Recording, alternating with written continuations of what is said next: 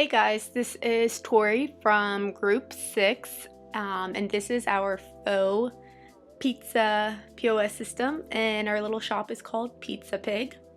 So the POS screen, this is the start screen, and it's a login. You either choose new or existing customer. If you were to choose new customer, you click on it and you have to then enter in your first name, your last name, your phone number, the street address, the zip code, and any special instructions that you might have. If you notice, city and state are already filled in, and that's because we're assuming it's a delivery system and you can only deliver within this city of Marietta. You also choose pickup or delivery, and the default is pickup. In case you don't select one, it'll automatically choose pickup. And then let's go to existing customer though. Here you type in your phone number,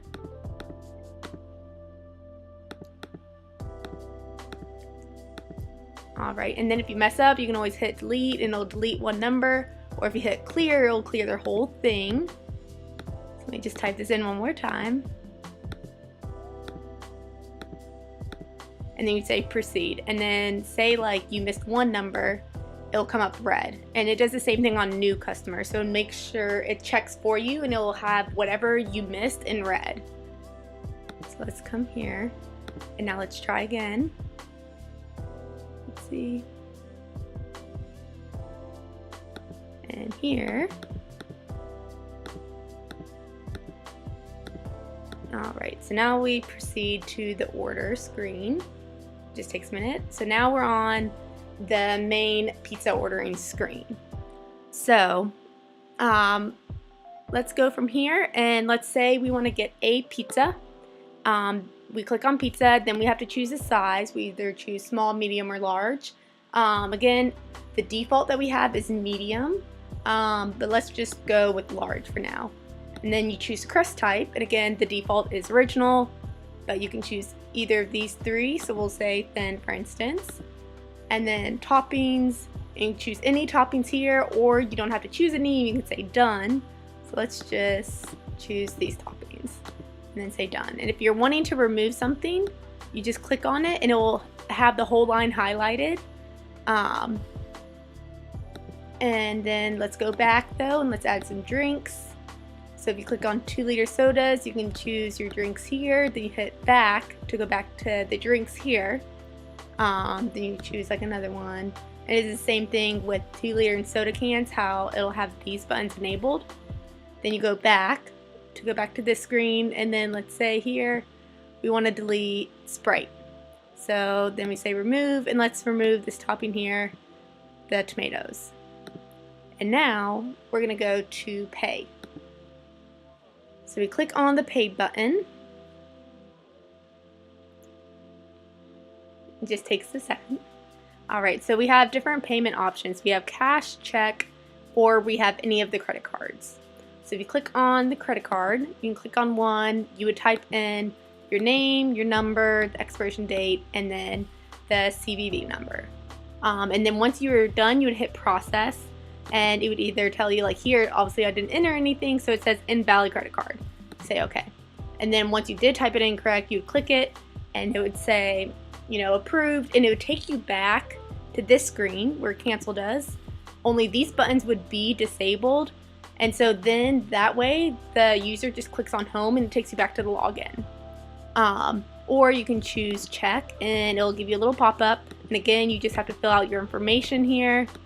And if I try to say pay, same thing. If it's wrong, you'll say invalid payment, and then if it's correct, then it'll be like check approved.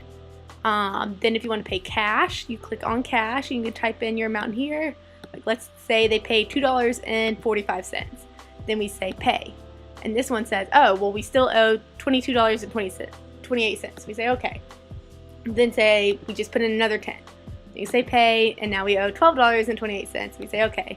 Now we pay $20, and then we say pay, and it says okay, here's your change, $7.72, and we say okay, and it takes us back here. So when the other ones, when you actually process it correctly, this is how it looks. And then you're able to click your home screen here, and you can also see how it prints off the receipt and took off the deleted items. And it includes the subtotal, the fee, and since it was pickup, it's 0. If it's delivery, it'd be 5. And then we have a preset where we have a pickup tip amount, which is 18%, or a delivery tip amount for 20%. And then we have the tax included, which we just did a 6% tax rate. And then we have the overall total. But then you go back to home and it restarts everything all over again. And also after each order, we not only have it print to that little receipt pane that you saw, but it also has here on the console where it prints your total, and it'll have here pizzas, and it has whatever pizzas you have, the drinks, the subtotal, and then it says please sign below. That would be as if it was printing to an actual like receipt printer. Alright, so going back here, you can always type in number. Again, I'm just gonna do mine since it's easy. And then you say proceed to order. And again, you can see you would start all over with the whole thing and choose your pizza, the size, everything. Or you just hit home and you start over.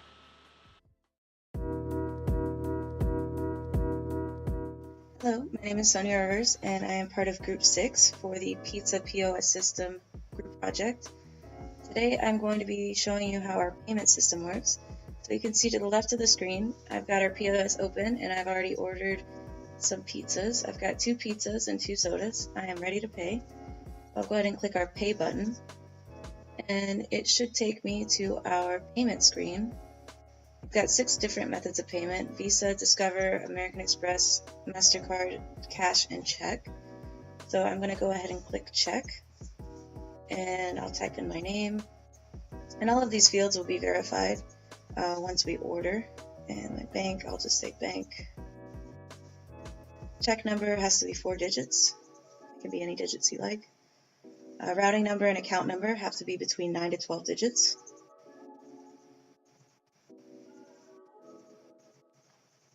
And I'll just pick checking. I can click pay and my card gets approved.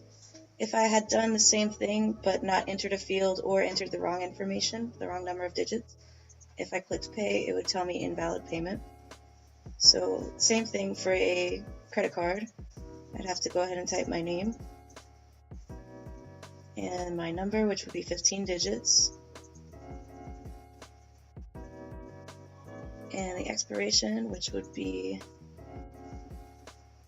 a 4-digit number, and the credit card voucher number on the very back is 3 digits. And then I click process. My card got approved. So I can either say OK for a receipt or cancel. Either way, it will click me out of the program, so I don't want to do that. But as you can see, it went ahead and put a total with receipt in the console window. And it will show how much the tip was, how much the tax is, and you can sign for whatever customer will be signing the receipt. So I'll just go back in, enter my information again, and I'll proceed to order. Since I'm an existing customer, I don't have to go through signing up my whole name again. And this time I'm just going to order a medium pizza and let's say 1 drink.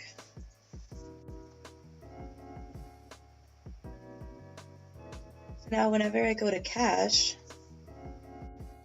I will be able to input how much cash I want to pay.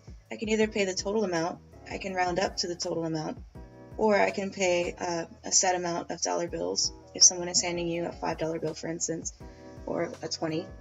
But for now, I think I'm just going to pay $5, which will mean that I still owe money, and we'll see what it says. It says I still owe $12.93. Darn.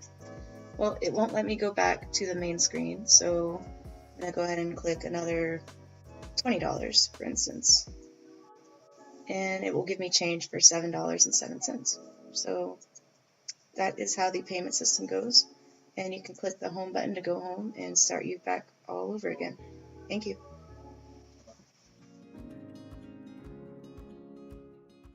The PizzaPig POS ordering system utilizes a MySQL database hosted on GearHost.com. The database stores customer information along with customer orders, including drinks and pizza. Returning customers can have their information retrieved through a lookup from the database.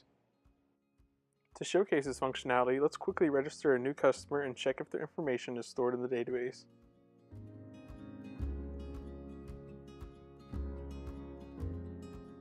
And we're done. The database should have the customer and order details listed in the receipt area to the left.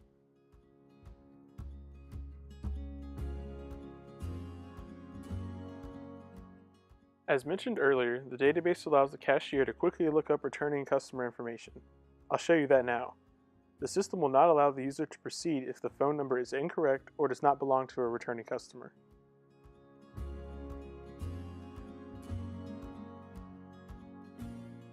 The lookup was successful. We pulled up the customer information that we had entered earlier, and now they're ready to place a new order.